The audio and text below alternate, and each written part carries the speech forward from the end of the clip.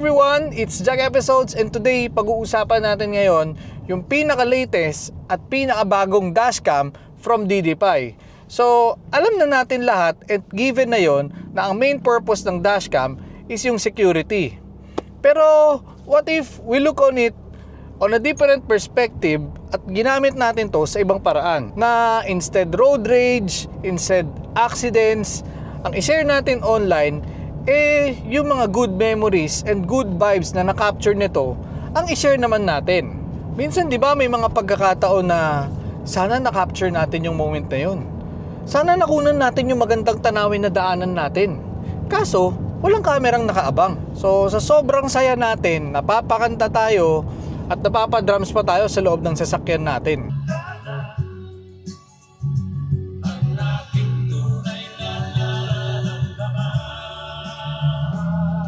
Tulad ng mga happy moments natin with family and friends. For example, naka-close tayo ng deal, or meron tayong goal na na-achieve natin, or yung first kiss nyo ng girlfriend nyo, or sinagot ka ng girlfriend nyo. Hindi, kasi nilagay ko dun first kiss mo sa girlfriend mo. Oh, or with your wife.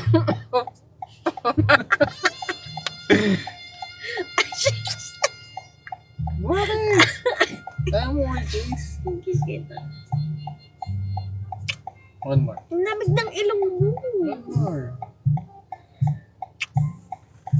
Lamig ng nose mo. Or halimbawa naman yung bonding nyo ng wife and kids sa loob ng sasakyan. So maraming magagandang pangyayari sa loob at labas ng sasakyan na mas share-worthy kaysa yung mga nakikita nating road rage, di ba? Ito namang mga magagandang memories ang i-upload natin using this dashcam. Kasi, tatlong camera to. So, meron tayong view from the front, meron tayong cabin view, ayan, and meron din tayong view sa likod natin. So, lahat ng angulo nakaka-capture nito. And lahat ng yon are all linked together. Meaning, sabay-sabay yan nagre-record. So, kung meron nangyari sa harap, sa loob, o sa likod, lahat yan captured.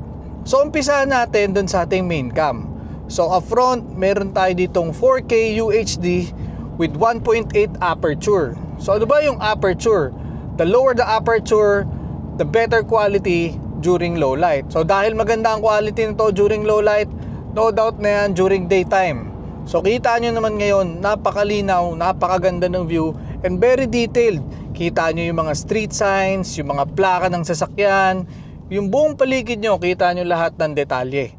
So yun yung maganda na meron kang 4K camera sa harap. So para naman sa ating second camera, we have here the Mini 2X. So itong Mini 2X is a 2K high definition camera with 1.5 aperture.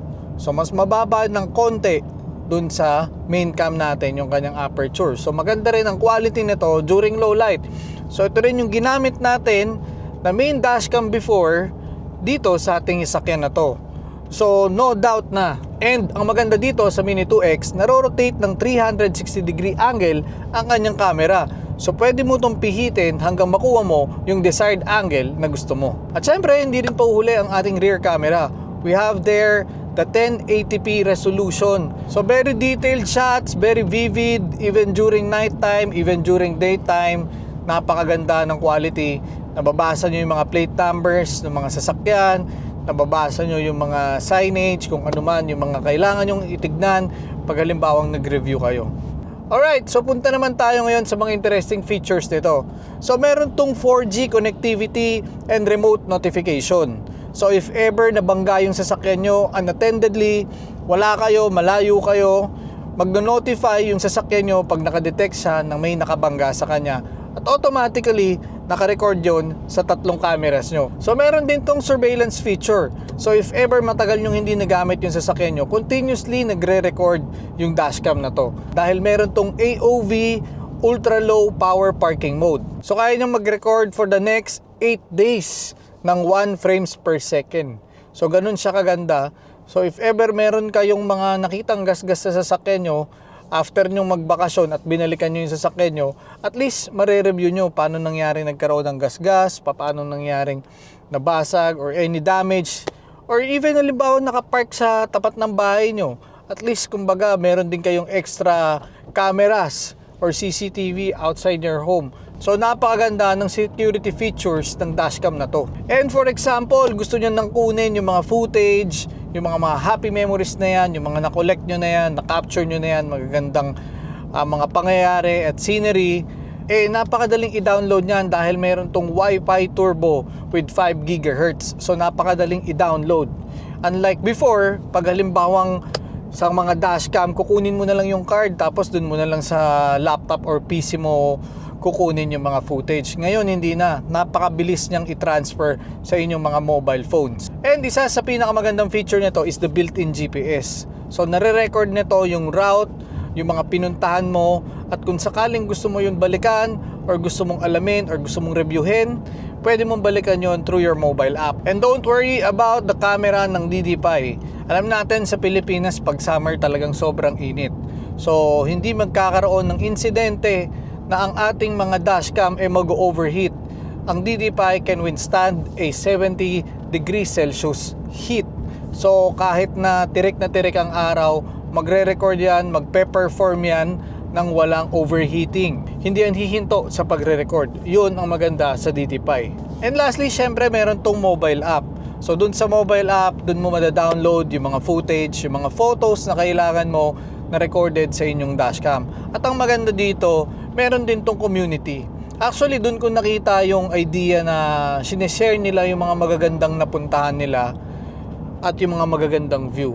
Check nyo yan pagbili nyo ng DDPi dashcam. Tapos pwede kayo mag-upload doon, mag-share kayo ng mga magagandang pangyayari, mga happy moments, mga napakagandang view. Doon nyo siya i-share. So my personal take on this, ikaw man content creator or hindi, bagay ito sa atin lahat. Kasi, di ba, nowadays, pansin nyo lahat naman sinishare natin sa social media, di ba?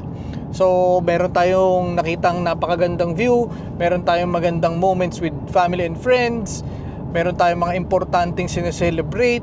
Minsan kasi, di ba, lahat yan nangyayari while we're driving. So, andyan yung DDPi to capture that moments. Alright, so if you want to capture all those future road trip adventures, nasa description lang ng episode na to or nasa caption lang ng video na to yung link where you can order this awesome dashcam. Thank you for watching Jack Episodes. Ingat!